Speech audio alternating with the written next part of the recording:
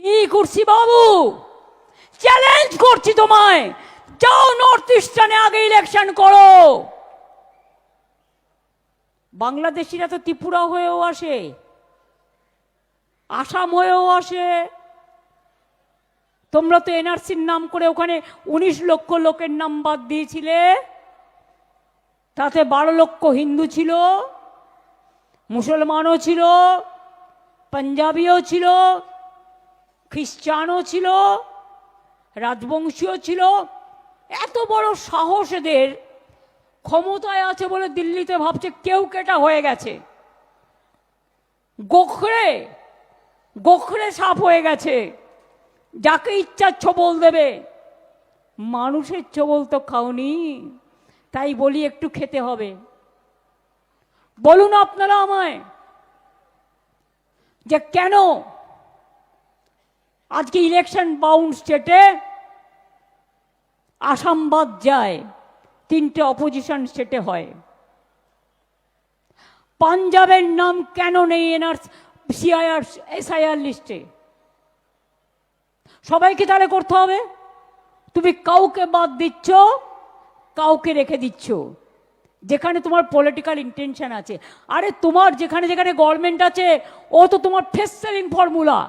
ওখানে তো তুমি বিজেপি পার্টি অফিস থেকে যা করে দেবে তাই করে দেবে।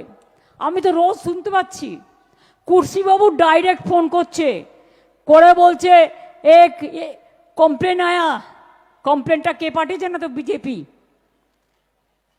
পার্টির ওয়ার্কাররাও, মনে হয় বিএলএরাও এত কাজ করবে না যা কুর্সিবাবু করছেন। আরে চাকরি কি দরকার? ডিএম করে দিয়েছে, এসপি করে দিয়েছে, ডিএম সব নিয়ে নিয়েছে। পরিবর্তন তো একেবারে মির্জাফর বাবু পুরো ছেলেকে ইন্টারন্যাশনাল প্রেসিডেন্ট ক্রিকেটের, আর পরিবর্তন তো পুরো করে দিয়েছে। আমাদের বাড়ির এক একজন জয়েন করলে তখন পরিবর্তন তো দেখায়, আর নিজের বেলায় সবচেয়ে উঁচু পোস্টটা নিজের ছেলেকে দিতে হয়।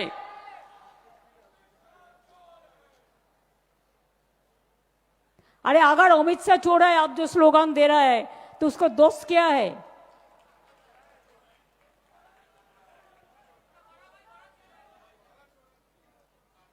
दोस्ती में ना सब दोस्ती होता है।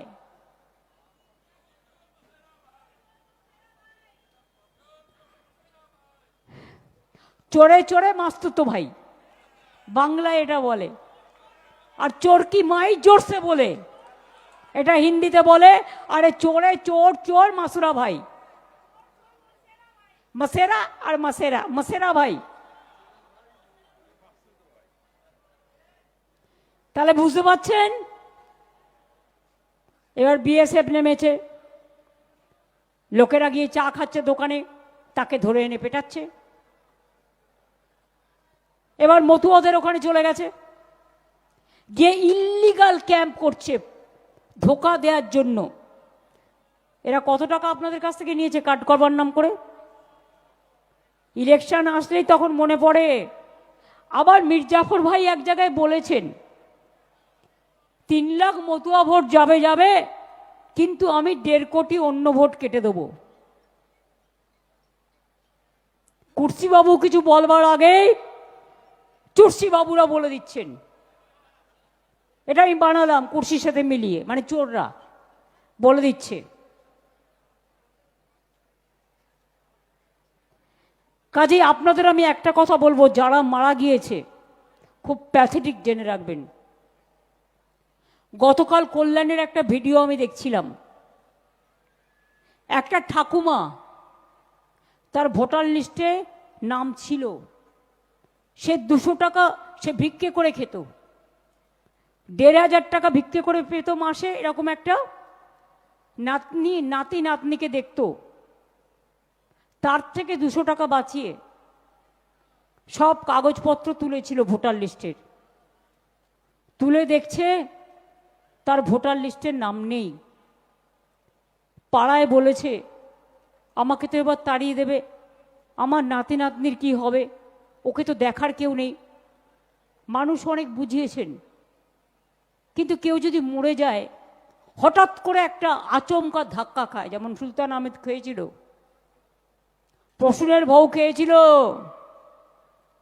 এরা অনেকেই খেয়েছিল, সঙ্গে সঙ্গে তার স্ট্রোক হয়ে যায়, হার্ট অ্যাটাক হয়ে যায়। অনেকে ধাক্কা সামলাতে পারে না যদি উইক থাকে।